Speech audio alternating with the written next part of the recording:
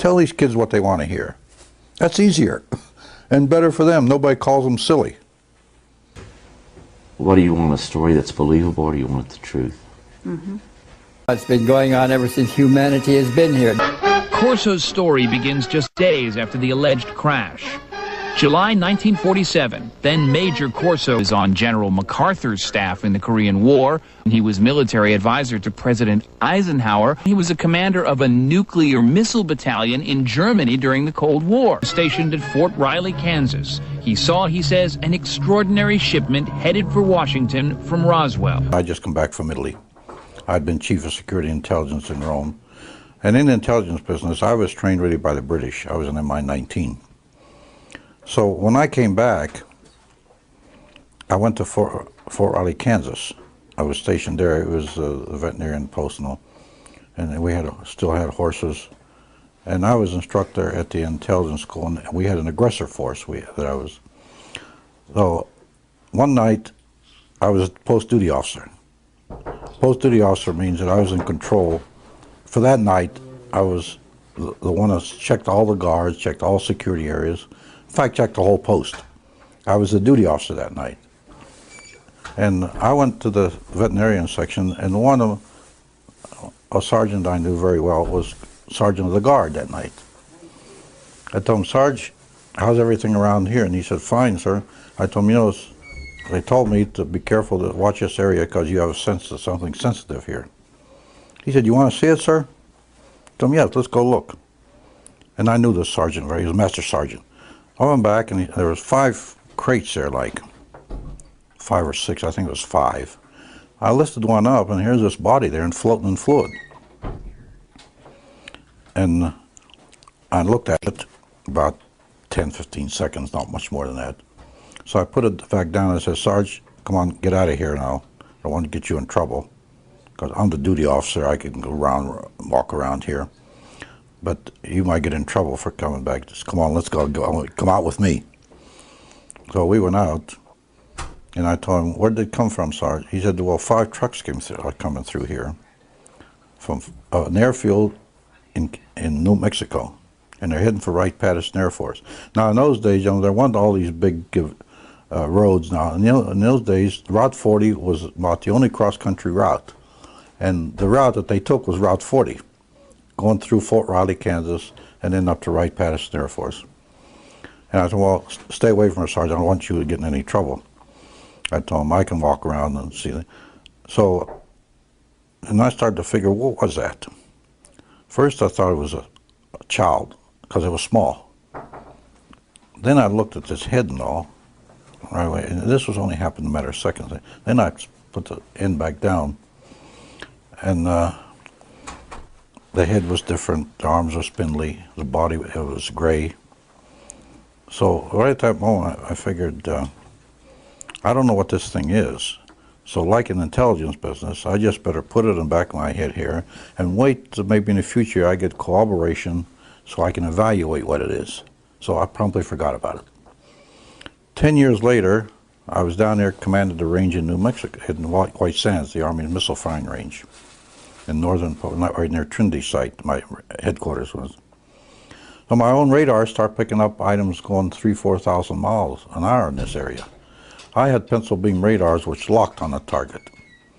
And the boys told me at about 3,000 or 4,000 miles an hour, quick acceleration, they break the lock. And that was one of the best radars we had during the time. So every time that would happen, once I notified our headquarters, they said, oh, forget it, we're not interested. So I figured I won't tell them anything anymore. It began for me in 1963 when I was assigned to the Supreme Headquarters Allied Powers in Europe. I arrived in the summer of '63 and I was assigned to the Operations Division. I was further assigned to what we call SHOC, the War Room, the Supreme Headquarters Operations Center. And at that time I was given a cosmic top secret clearance, which was and still is the highest level of security access that NATO has. When I was assigned to the War Room, I learned that a study had been initiated in 1961, and everybody was talking about it. They were gossiping about it. And the subject was UFOs, and that intrigued me a bit. When that study was concluded in 1964 and it was published, and I was still working in the war room at that time. I had access to this document. I had a chance to read it. And having been exposed to it, I must tell you honestly that my life has never ever quite been the same. For 22 and a half years, I served in the United States Army. During my tenure, I was on many occasions asked to serve as the official, unofficial UFO consultant dealing with UFO matters in the areas of my assignment. I had a secret clearance with nuclear assurity. I could get the clearance that I needed to do whatever it was that was necessary for me to do at the time on special operations when I was called in on those. What I'm referring to here is that I was involved in situations where we actually did recoveries of crashed saucers, for lack of a better term, debris thereof. There were bodies that were involved with some of these crashes, also some were alive.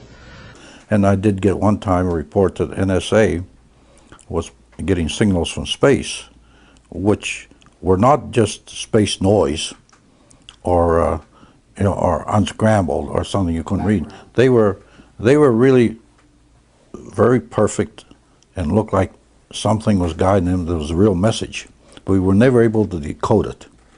This was a very coordinated message. It wasn't space noise or jumble mumble or anything like that, or just noise coming. It was a pattern. So the evaluation might come from outer space, some beings, and I got that report when I was at the White House, because I had the NSA clearances and all.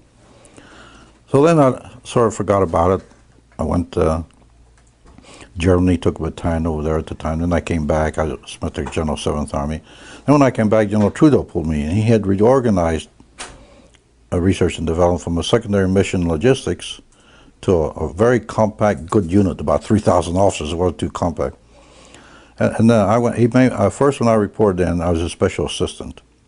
Then he created the Foreign Technology Division about a week later and put me in charge of it. He said, "Phil, watch things for me. The rest don't understand." And we had 3,000 officers in R&D. Of course, I'd been with him before, see. And that was the order he gave me: watch things because the rest don't understand. There I started getting the topsy reports. I started getting other crash reports, the artifacts I got. And this was the operation, actually, the Roswell operation, the artifacts ended up in that area. But sometimes I often wondered, because I didn't even understand them, what we had. But gradually it developed. We knew they were important, and we knew there was something there. And we had the talent, the organization, and the money to push these things forward, which we did. It was transistors, fiber optics, integrated circuits, laser, and super tenacity fibers. Those were the important ones. There were other things I did too, like yes, it was. I had two objects. One looked like a flashlight, a small flashlight, and of course, like a human being that doesn't know too much, stupid human, I figured the battery was dead and it wouldn't come on. There was no battery in it, but that's the way that's all we knew. So one day I had this thing out, and I could never get it to come on or operate. I didn't know what it was, and the shell was so tough, it was like the atomic collider, that you couldn't get it in. We didn't want to cut through them, and if it was important to ruin it with the inside. So I decided to take it down to our atomic lab at Fort Belvoir. We had our atomic laboratory that's made the atomic engine, and the portable atomics that went to McMurdo were made at Fort Belvoir. And I went down there, since I knew them almost on personally. It was our laboratory after all. And we tried this thing under long, low waves in radiation. Lo and behold, it came on. And here, it didn't have any battery like I thought the battery was. There was no such thing, but it came on. Fiber optics was the same thing. We didn't know what we had. I couldn't even tell if it was wires or what it was. Oh, night viewing device? Yes. Well, actually they're called image intensifiers. The simplest word is night viewing devices. They came from, we used two sources. One was a German infrared, which was pretty good, and the other was the eyelid of the extraterrestrial. These extraterrestrials can see in the dark. Actually, the eyelid was a light collector, and behind we made an item that collected rays and reinforced them. And that was the beginning of the night viewing device, or integrated imaging devices, we call them. The general's orders were go out and find people that are working in the direction of what we think these things are. And that's in the book. That's what my instructions were.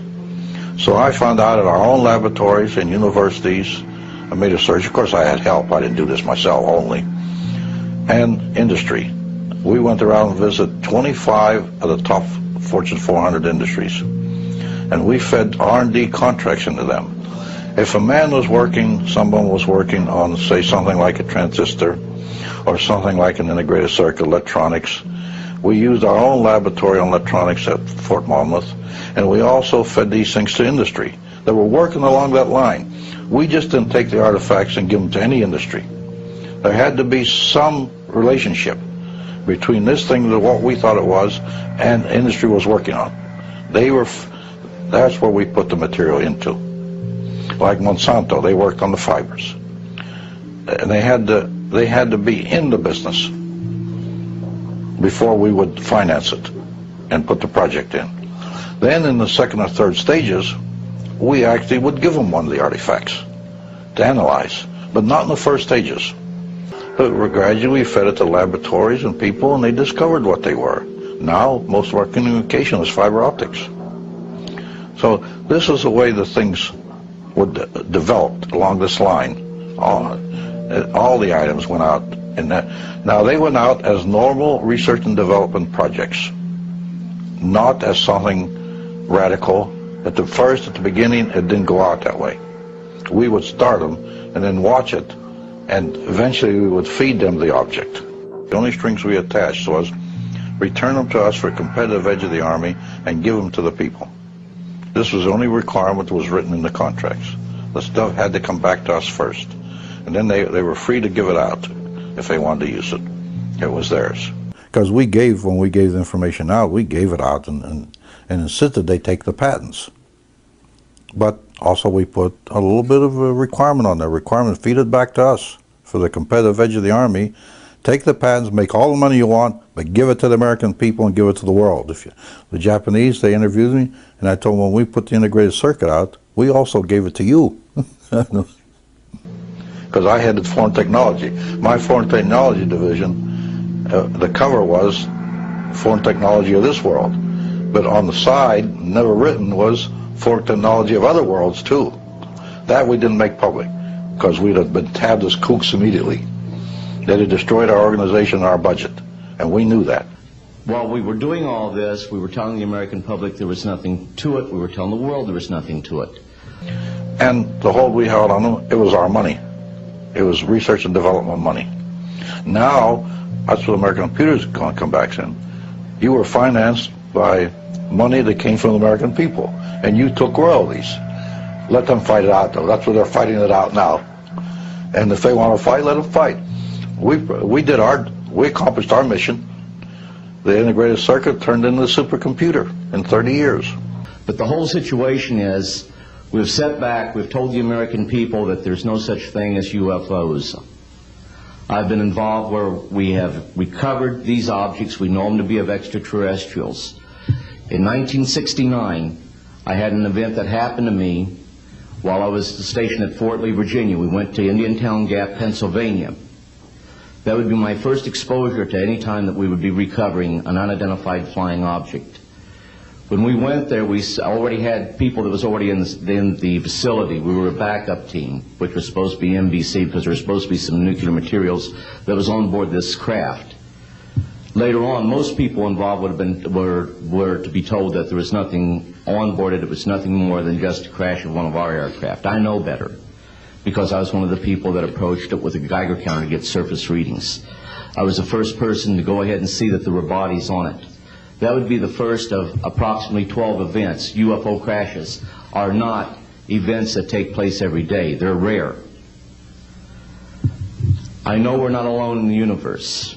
I know that the absence of evidence is not evidence of absence. It's evidence that has been denied to the American people.